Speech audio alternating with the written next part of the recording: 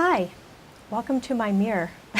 you know, our mirror is interesting. I use a mirror every time I brush my teeth and wash my face and put on makeup, which I try not to do too much. But when I'm looking in the mirror, I stay separate from me. It's like I'm doing something to someone. It's not really me. I'm not connecting with that person. I'm just doing a task, you know? When I'm building relationships with my grandchildren or my friends, the people that I love and care about, or business associates, or when I'm coaching people, I'm really conscious about not doing a task, but rather really connecting with them, looking into their eyes, watching their body movements, getting to know who they are and what they think and how they feel. I'm connecting with them on a heart level. But it's really a challenge for me to do that with myself, to take the time to look at myself in the mirror, look into my own green eyes, and practice loving compassion and acceptance for who I am. I don't know if any of you have had this experience before, but when I was growing up, I felt like the world, everybody around me must have gotten this magical how-to book, like how to be in a family, how to get along with kids at school, how to have a great neighborhood experience with the kids who lived on my street. And somehow I missed that offering, and I just didn't get it. And what I was witnessing in other families, how other kids played, how other kids got along in school, seemed from my perspective to be completely different than the reality that I was experiencing. Their families seemed to be amazing and full of love and very Norman Rockwell, very much like the Waltons and what I was seeing on television. And the kids at school seemed to all go to the Friday night roller skating rink and do sleepovers and participate in sports. And that was such a different reality than what I was experiencing. And over time, what I made up was that I was a mistake. Like, I understood me, and I thought I was worthy of love, but everybody else obviously didn't. So maybe I would get love and acceptance from another family or a different group of kids. And so I found myself searching and trying to belong to, okay, I'm going to belong with the jocks. Okay, I'm going to go with the freaks. Okay, I'm going to go with the nerds. I'm going to just trying to find where my particular tribe was, that place where I fit in, where I was accepted and loved. I never really found that spot, And later on in life, of course, being a runaway, I did the same thing. I'd move in with different families, and finally, it was like a love-hate relationship with who I am,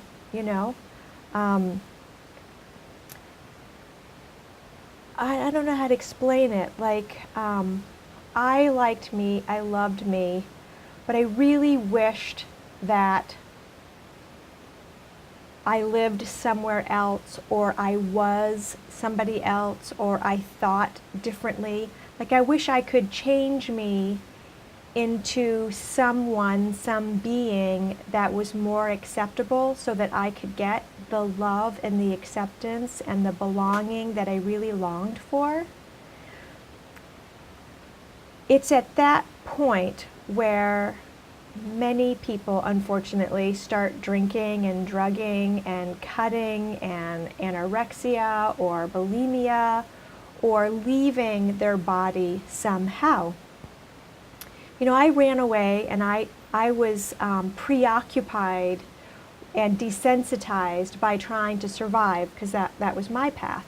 But there are other ways that kids and young adults, teenagers, try to leave who they are because they find who they are unacceptable. When I look through fashion magazines that of course are all airbrushed, this is the standard that society has set for what is acceptable. And every season it's different. Maybe it's long hair, short hair, full lips, thin lips, blue eyes, green eyes, a bigger bottom, a smaller bottom. I mean, it's constantly changing depending on who's trying to sell what. And as young girls who are trying desperately to try to fit in and find their place, if we can't fit into that mold, then we're going to do everything we can to try to change the mold that we're in. And if that doesn't work, we just want to get away, get out of the reality of who and what we are. So like many human beings, it's certainly not gender specific, but like many human beings, I did what I did to try to escape. And I kept thinking that the answer for my own suffering was outside of me.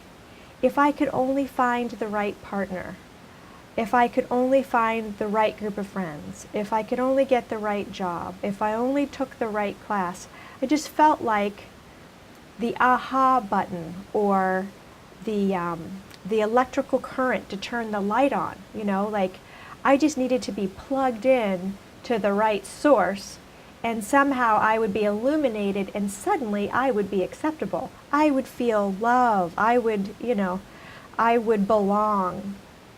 So I did that for decades, right? Decades.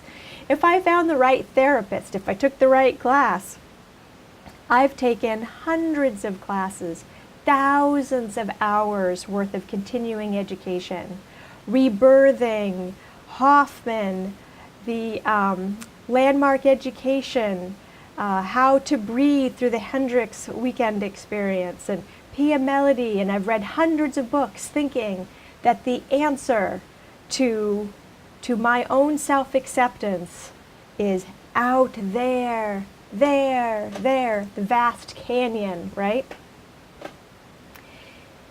And after 4 decades, right, what I've learned is like that Wizard of Oz quote where Gilda the Good Witch tells Dorothy, "You've had the power all along, to go home." And that's my message for today. My message today is the answer to belonging, the answer to getting, how can I get love and acceptance and belonging? How can I feel comfortable in my own skin? How can I be socially acceptable? How can I be happy? There's one place, and I've searched the world. What's that hee-haw song? I searched the world over and thought I found true love. You met and anyway. It's right here. It's been right here all along. Nice words, right? And it's like, okay. There's a part of us that thinks because of the amount of suffering that we've endured, that, there has to be some sort of grandiose gesture. We need to pay a lot of money. We need to suffer. We need to, walk across hot coals to somehow prove worthy for the answer to our suffering, climb some mountain and ask some guru, when really all we have to do, the beginning, it's a process, is stop, look at ourselves in the mirror and say, hi, hi.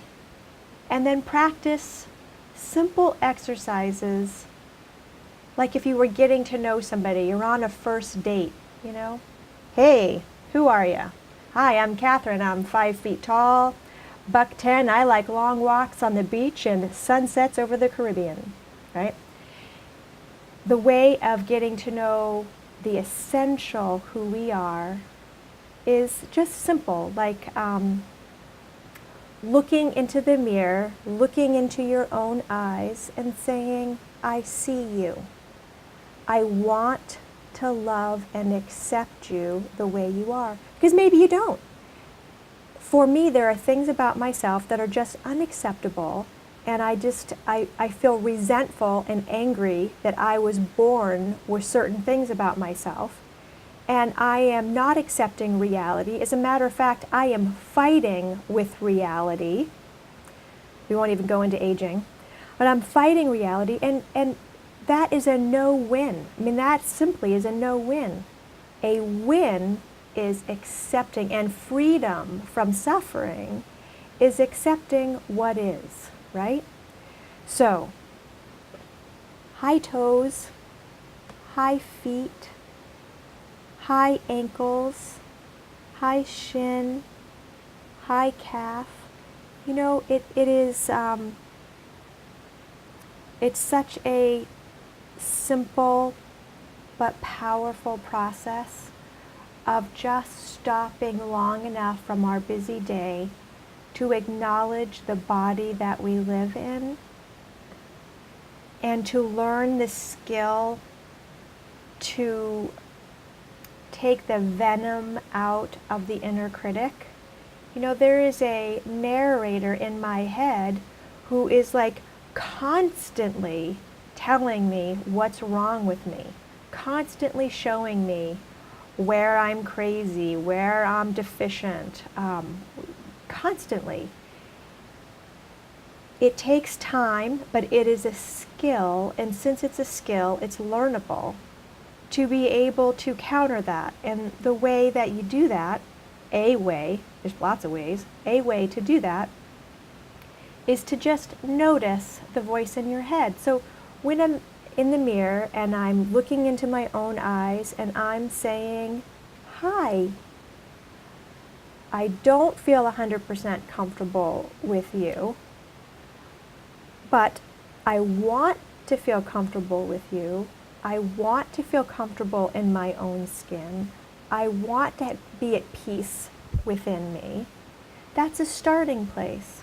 And then noticing that yucky voice in our head that says, seriously, this is what you've resorted to? You've given up on therapy and now you're doing self-talk in the mirror. You look like some skit from Saturday Night Live. Hi, I'm Catherine and people like me, right? I hear that critical voice. I call it what it is, jerk, right? I put it in a balloon and I let go of the balloon and let it float away. And then I come back to, hi, I want to accept you. I want to love you. I want to feel comfortable in my own skin. And then whenever the negative voice comes in, put it in a balloon, float it away, see you later, thanks for sharing, and let it go. The more time, like any relationships, any building of relationships, the more time that I really stop and try to get relational and get to know this person, this body that my soul lives in, the easier it will become, the more I can do it outside of these little blocked times. The more my self-acceptance and self-love and having compassion for myself. That doesn't mean I'm telling myself, you're perfect, you're 5'9" and blonde hair and blue eyes and, you know, Gazelle has nothing on you. You know, there's no lying, totally lying. There's accepting what is and loving what is. Aging, short, freckles, whatever, my particular constant gray hair, whatever it is about me that I don't like, it's accepting what is. And from that accepting what is and practicing using those skills, the better I feel about me and how it shows up. It's so subtle. How it shows up is I notice that I'm not giving myself such a hard time as often as I used to. Or I don't get so upset if somebody says something or isn't nice or whatever. I notice that there's room in my skin where I'm not so reactive, where it's not so Jerry Springer, where I can have some love and compassion for myself, and the experience of joy and self-love is sweeter, and I don't need to do so much to leave my own consciousness. I don't have to stay so busy. I don't have to be distracted so much.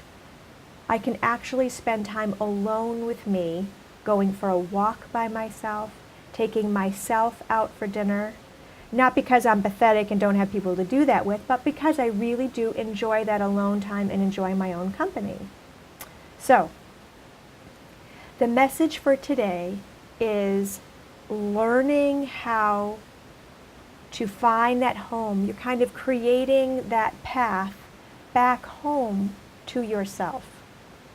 And these little exercises to help you along the way get back to home in you. So my wish for you, my wish for everybody, is to feel groovy in your own skin, to find that happiness, that acceptance, that belonging that we seek so desperately outside of ourselves. Right here. So that's the message for today. Good luck. I love you. I want to like you. Bye for now.